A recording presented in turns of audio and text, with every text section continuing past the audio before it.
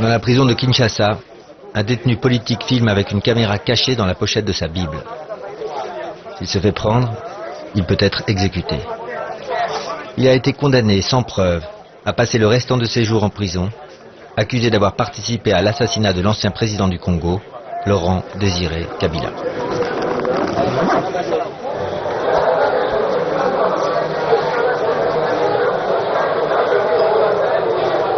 Je suis là parce qu'il faut bien que quelqu'un soit là. Je suis là parce que il y a eu un crime qui a été commis, l'assassinat du chef de l'État. Or, un crime ne peut pas rester sans quelqu'un qui soit accusé de cela. Il ne peut pas y avoir de crime sans criminel. Je suis là parce qu'il faut que quelqu'un paye. Je suis là parce que on a jugé que la stabilité du régime était plus importante que la recherche de la vérité. Je suis là parce que il fallait très vite donner au peuple, qui c'est certain aimait beaucoup le chef de l'État, une réponse rapidement. Et voilà. Nous sommes 51 personnes qui sommes encore là à cause de ce dossier.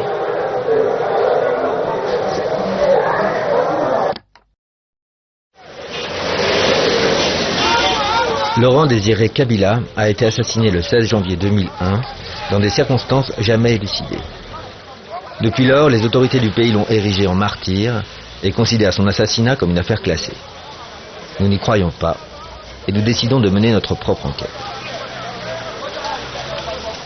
Le 17 mai 1997, Laurent Kabila devient président de la République démocratique du Congo. Laurent Désiré Kabila, je jure fidélité à la nation.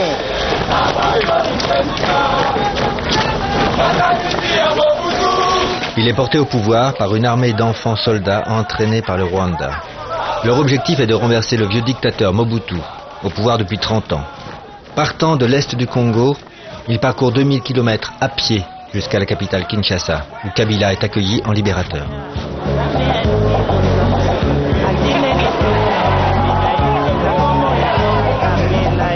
Kabila est un révolutionnaire marxiste et l'Occident voit d'un mauvais œil son arrivée à la tête du Congo. Mais il réussit à s'imposer et c'est Nelson Mandela qui accompagne en douceur le vieux Mobutu vers la sortie.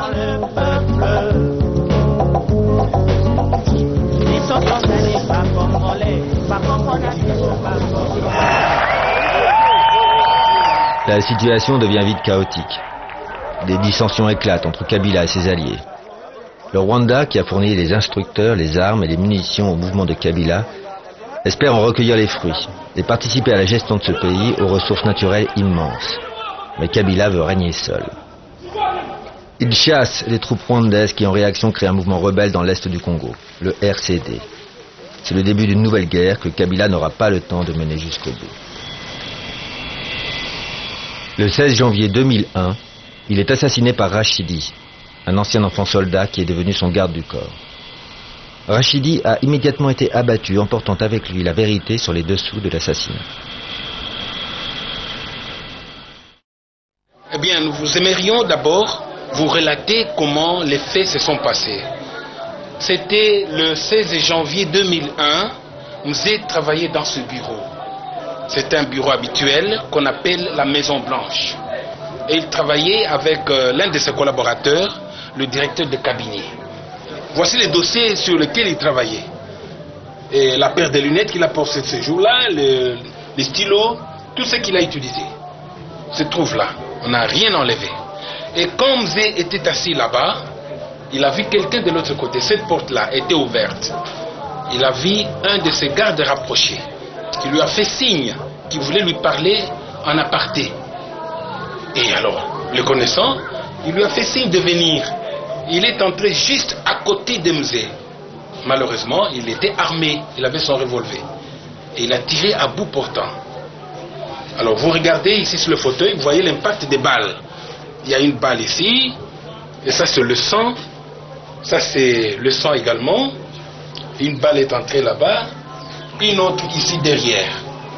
Mais vous êtes le seul témoin. Je suis le seul témoin et le dernier à lui avoir parlé. Effectivement. Vous parliez de quoi ce jour-là? Nous préparions le sommet France-Afrique. Nous devions aller à Yaoundé.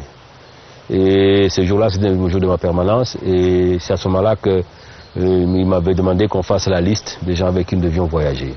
Nous étions sur ce dossier-là quand l'inévitable est arrivé. Et donc là, Rachidi entre, Ouais. là vous le voyez, c'est quelqu'un que vous connaissez ou... Non, je savais que c'était des gardes-corps du chef, mais je ne sais pas s'il s'appelait tel. Ça faisait pas longtemps que j'étais là-bas. Et là, il se passe quoi? Vous voyez quoi exactement? Non, il vient, il arrive à la porte, il claque ses souliers, il salue. Le chef lui demande qu'est-ce qu'il y a, venez. Et il est entré. Et là, il fait quoi? Là, moi j'étais en train de prendre note, j'entends le premier coup de feu. Je regarde, il tire encore une fois, la troisième fois il tire, et puis il commence à sortir. Voilà comment ça s'est passé. Et là, je me suis revenu, je ne comprenais rien du tout, je ne savais pas ce qui s'est passé. Et bon, je suis sorti aussi vers la porte de la papa où il est entré, il courait, et j'ai crié en Swahili, Uibwana na pigara ici Masasi. Et à un certain moment, j'entends, ce monsieur vient de tirer sur le chef de l'État. Hein? Moi, je ne le connaissais pas de nom. Je dis, Uibwana na pigara ici Masasi. Chiribagula qui est à l'escalier, qui voulait aller attendre vers le garage, il voit l'autre en train de sortir dans la précipitation, semble-t-il, avec son arme à la main. Chiribagula voit aussi M. Mota en train de le poursuivre, criant sur lui qui vient de tirer sur le chef de l'État. Chiribagula affirme avoir tiré une balle sur Rachidi dans la jambe et il est tombé. Mais subitement, Edi Kapend viendra avec Kalachnikov pour achever Rachidi. Et Chiribagula affirme même qu'il a empêché Edi Kapend de laisser qu'il parle. Edi Kapend, dans la colère, d'ailleurs, les questions qui lui étaient posées sur ça, il lui-même dit que il avait achevé effectivement parce qu'il était dans la colère. Camarades, officiers et soldats, le peuple congolais, encore une fois en ce jour, a besoin de votre sérénité. Edi Kapend est le bras droit de Kabila. Il vient d'exécuter Rachidi l'assassin et lance ensuite un appel au calme à la télévision nationale. Il craint que la rumeur de l'assassinat de son chef ne se propage et qu'un mouvement de panique s'empare de l'armée. Il vous est donc interdit, vous soldats et commandants, d'user les armes sans ordre préalable qui vous sera donné par la hiérarchie selon l'ordre que je donne en ce moment. Il n'est donc pas question. Edi Kapend ne dit rien des événements du palais. Il veut gagner du temps pour permettre à la succession de s'organiser pacifiquement. Des troupes sous votre commandement. Toutes les frontières sont bouclées et seul un avion est autorisé à atterrir. Celui du fils du président, le général Joseph Kabila, rappelé d'urgence de la ligne de front pour succéder à son père. Nous avons dû réagir très vite pour essayer de sauver le pays. C'était ça l'objectif. Nous devions sauver le pays de tous les troubles qui pouvaient alors surgir. Notre priorité était de faire en sorte que les hommes politiques ne se lancent pas dans une course à la succession. Il fallait trouver quelqu'un qui ne faisait pas partie du gouvernement. Il fallait aussi trouver quelqu'un qui était proche du président. Et cet homme, c'était son fils. Joseph Kabila est le principal bénéficiaire de l'assassinat de son père. À l'époque, certains l'ont soupçonné d'y avoir participé, mais personne n'a jamais osé incriminer ouvertement le nouveau président. Par contre, c'est sur Edi Kapend que vont retomber les principales accusations, alors que jusqu'au bout il est resté fidèle à son chef, Laurent Désiré Kabila. Lors de ses obsèques, Edi Kapend ignore qu'il vit ses derniers instants de liberté.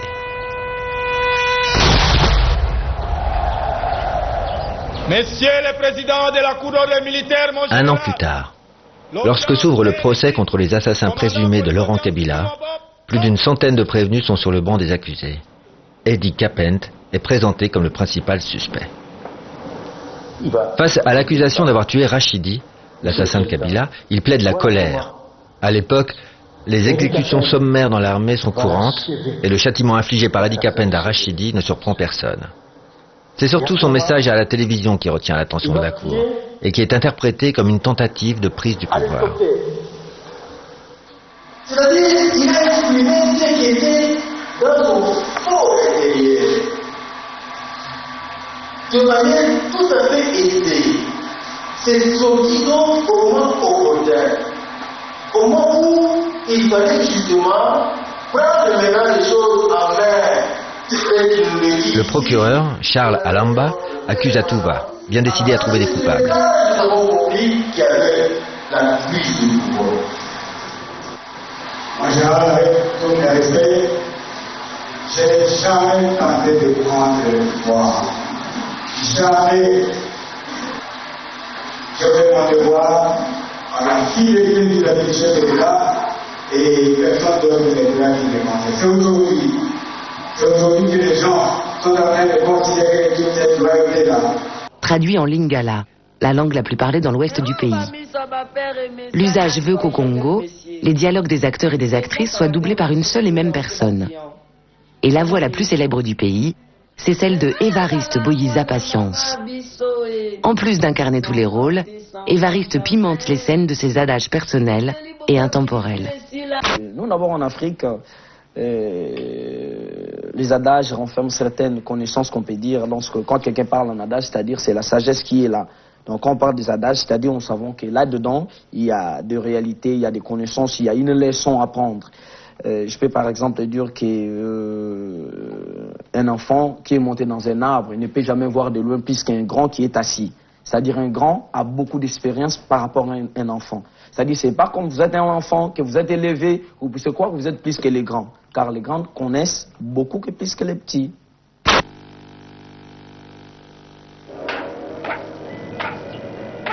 Bâtard no pantango. Mamai. Mais moi nazala nyama e. Bino botiri babanda kolianta ba mingi pa na bangwawa. Mais tikala na molimo ba nyame. Il faut toujours pimenter, voilà pourquoi nous sommes là. C'est ça notre travail. Nous cherchons à pimenter afin que nous puissions rendre l'objet favorable pour le public congolais. Par exemple, quand on dit Inda, c'est-à-dire le Kinois aime des conflits, quoi. Un Kinois, lorsqu'il y a de conflits, lui, il se réjouit, il trouve ça c'est bon. Voilà pourquoi nous, on dit souvent Inda, Satan côté la bango. Donc on appelle les diables de venir entre pour qu'ils puissent avoir des disputes, pour qu'ils puissent avoir des problèmes. C'est ça un Kinois. Un Kinois aime là où quand on vous dit, on a fait du mal à cette fille-là, en tout cas, va décevoir, elle a été déçue. Ça, c'est bon pour les Kinois. Et pour ceux qui ne pourraient pas aller là où le drame se passe, il suffit de zapper sur Molière TV. Ici, pas question de cinéma, mais de crimes bien réels. L'émission s'appelle Kin Makombo, ce qui veut dire les affaires de Kinshasa. Elle relate les nombreux faits divers qui endeuillent la capitale congolaise. Arrivés sur les lieux souvent en même temps que la police, les reporters de Molière TV filment tous les détails de la scène du crime. Le cadavre, l'arme présumée, les pleurs de la famille. C'est l'une des émissions les plus populaires du pays. On murmure même que le président de la République, Joseph Kabila, serait un téléspectateur assidu. Dans le quartier de Moulaé habite la famille Rivera. Jean et Blandine sont tous les deux fonctionnaires.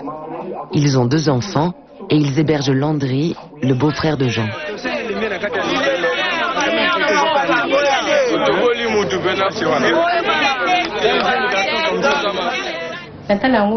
J'aime bien regarder cette émission pour voir et comprendre ce qui se passe dans notre pays. Mais il y a une chose que je n'apprécie pas, c'est quand on montre un cadavre ou un corps décapité. Ça banalise la violence. C'est comme si la mort était quelque chose de normal, un spectacle. Le nouveau héros de la télé congolaise, c'est lui, Léon Nembalemba, plus connu sous le nom de Papa Léon. C'est le propriétaire de Molière TV et il n'hésite pas à chevaucher lui-même son fier destrier pour aller sur les lieux du crime. Papa Léon a porte ouverte dans tous les commissariats de la ville. Aujourd'hui, il se rend dans le quartier de Kowet où la police vient d'arrêter 2 Koulouna. C'est le nom donné ici au gang de jeunes. Les deux Koulouna ont attaqué cette marchande qui vendait du manioc. Papa Léon mène lui-même l'interrogatoire. Bonjour. Bon alors, vous êtes des rebelles? Je ne suis pas rebelle, je suis innocent. Ceux qui ont commis le vol ont pris la fuite. Moi, j'étais seulement là et le policier m'a arrêté. Dans ce genre d'affaires, ce sont toujours les innocents qu'on arrête. C'est ça, vous êtes innocent. Je suis vraiment innocent. Vous n'avez vraiment rien fait? J'ai rien fait. Dieu m'est témoin. Nous sommes contents au moins de travailler avec Molière. C'est parce que des fois, les images qui passent, des fois, effrayent même d'autres personnes à ne pas parfois faire ce qu'ils voulaient parfois faire. C'est quelque chose de publicité, tout qu'on sort. Et c'est pour même la publicité au moins des efforts de la police, parce que cela montre encore bien que la police est en train de travailler, la police est sur le terrain, est en train de travailler malgré parfois les difficultés auxquelles nous sommes invités.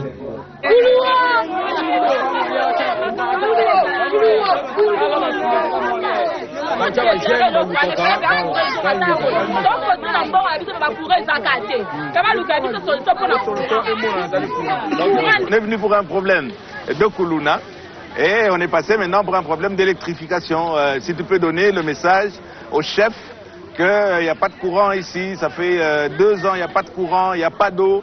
Donc, grâce à Molière, peut-être le chef va penser à nous. Ils savent que le président ou sa femme ou des autorités, un ministre, va voir Molière Télévision.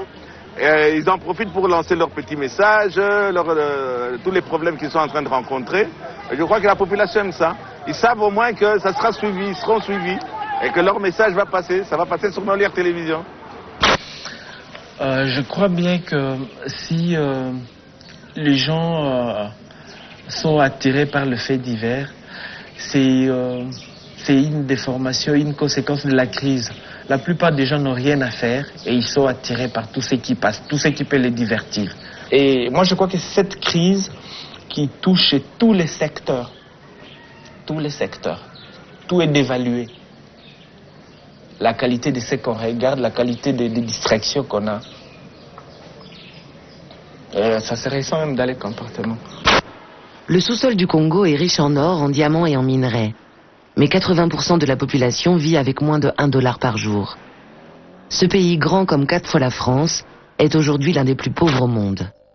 Depuis la chute du père fondateur de la nation Mobutu Sese Seko en 1997 et l'accession au pouvoir de Laurent Désiré Kabila, puis de son fils Joseph à sa mort, le pays a été le théâtre de 2 conflits qui ont causé près de 3 millions de victimes. Aujourd'hui encore, à l'est du pays, à la frontière avec le Rwanda, le Burundi et l'Ouganda, le pays est en proie à une guerre civile larvée. Et malgré le retour à la démocratie, les clivages politiques restent très présents et se retrouvent à la télévision. Chaque parti et chaque homme fort du pays se doit de posséder sa propre chaîne et surtout son propre journal télévisé. C'était quoi que vous avez fait concrètement? Il y a les infos très officielles de la RTNC, la seule chaîne publique du pays. Les infos très pro-gouvernementales de Digital Congo, une chaîne contrôlée par les proches du président Kabila. Une province qui a réservé un accueil délirant au chef de l'État Joseph Kabila. Le président de la République a bénéficié des ovations qu'on pourrait qualifier d'aquatiques. Et pour entendre un son un peu discordant, il faut aller sur CCTV, propriété de Jean-Pierre Bemba, un des ténors de l'opposition. À noter tout de même qu'il est actuellement jugé pour crime de guerre par le tribunal international de La Haye. Pas facile donc pour les téléspectateurs de se forger une opinion dans ce tir croisé d'informations partisanes. Le journal, c'est une chaîne de télévision qui a tendance au pouvoir. Je saurai toujours, il y a quelque chose que je vais tirer là-bas. Peut-être il y a un conseil de ministres qui s'est tenu. Quelle a été la résolution? Je suis là, je me retrouve. Du côté de l'opposition, il y a la chaîne qui a tendance à l'opposition. Peut-être ils diffusent ce qui est. Peut-être quelque part il y a des inondations. Voilà, ici le gouvernement n'a pas fait quelque chose. Il y a la population qui souffre. Je me retrouve aussi. C'est comme ça qu'ils sont en train de... Alors, quand on a compris le jeu, alors nous nous y mettons pour regarder. Et l'objectif est de s'informer.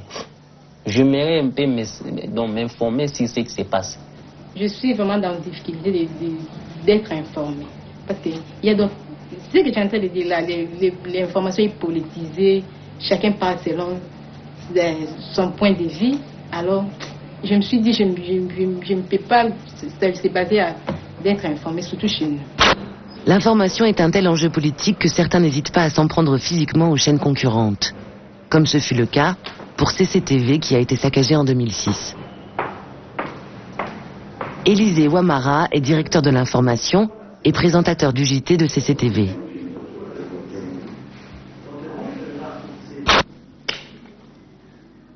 Mais je vais quand même le dire, j'ai pas foi aux yeux. En tant que journaliste, nous observons, c'est que, étant proche de l'opposition, s'il y a peut-être une information qui lèse l'opposition, nous, du canal Congo Télévision, nous pouvons la traiter, mais avec, comment dirais-je, pas dans le fond. Digital Congo Télévision entrera dans le fond. Pourquoi? Parce que ça en profite. Parce qu'ils sont au pouvoir. Pas Digital Congo, mais ils sont de l'appartenance un peu du pouvoir.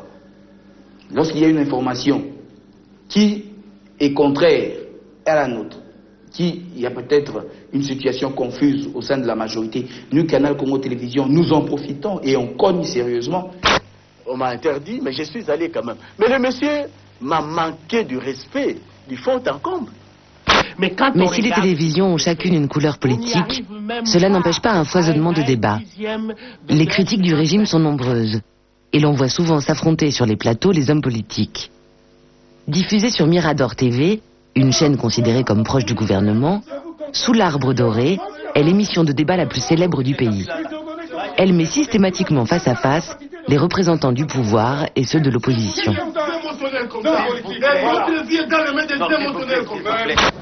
Jules Iwana est le réalisateur de Sous l'arbre doré. Au fil des émissions, il a appris à décrypter les mœurs de la classe politique congolaise. Je vous assure que la classe politique congolaise est pleine d'hypocrites. Souvent, ils ne critiquent pas du tout les présidents. Ils critiquent souvent l'entourage du président. Ils disent, voilà, tel homme n'est pas du tout l'homme qui convenait à la place qu'il est. Tel monsieur ne travaille pas du tout bien. D'ailleurs, l'autre a volé ceci, l'autre a fait cela. Pour quelle raison? Parce qu'ils veulent aussi se retrouver à cet endroit. Comme Bonhomme aime le dire, ils veulent aussi se retrouver au mangeoir. Donc, avoir un poste, et par après, il fera la même chose, la même bêtise que l'autre faisait, qu'il critiquait à la longueur de la journée dans des chaînes de télévision. Ça fait des colons. Toi, tu as été un garçon très dangereux. Écoutez, les garçons que vous voyez, c'est un garçon qui a fait tuer beaucoup de Congolais. En janvier 2010, un débat a dégénéré entre l'opposant Gabriel Mokia, ici à gauche, et Benoît Yolama, à droite, de la majorité présidentielle. Mais c'est toi qui es voyou. Au quel niveau? C'est toi voyou.